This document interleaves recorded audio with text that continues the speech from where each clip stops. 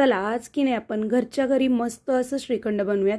श्रीखंड बनवण्यासाठी कमी आंबट इथं 1.5 लिटर दही घेतलेलं आहे।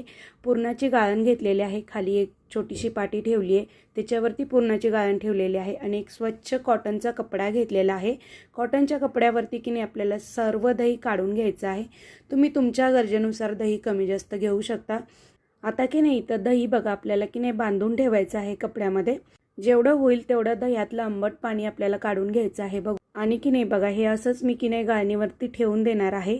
याला की नाही मी आता रात्रभर फ्रीजमध्ये ठेवणार आहे असंच।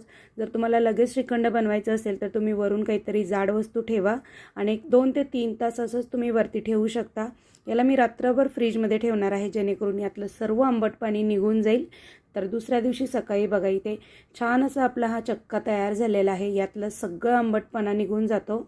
आता पुरणाच्या गाळणीवरती की नाही आपल्याला हा चक्का काढून घ्यायचा आहे सगळा आणि बघा अशा पद्धतीने आपल्याला हा की नाही मॅश करून घ्यायचा आहे जेणेकरून याचा एकजीव होईल। आता यामध्ये गरजेनुसार साखर घालायची आहे, पिठी साखर छान असं मिक्स करायचं आहे आणि आवडीनुसार ड्रायफ्रुट्स घालायचे आहेत। थोडंसं केशर घातलेलं आहे, थोडासा फूड कलर घालते मी आणि याला की नाही आता छान असं मिक्स करून घ्यायचं आहे, एकजीव करून घ्यायचं आहे। वरून थोडेसे ड्रायफ्रुट्स घातलेत, पिस्ता, काजू, बदाम बारीक करून आणि मस्त असं मिक्स करून घ्यायचं आहे। आपलं हे होममेड श्रीखंड तयार झालेलं आहे। एकदा नक्की बनवून बघा।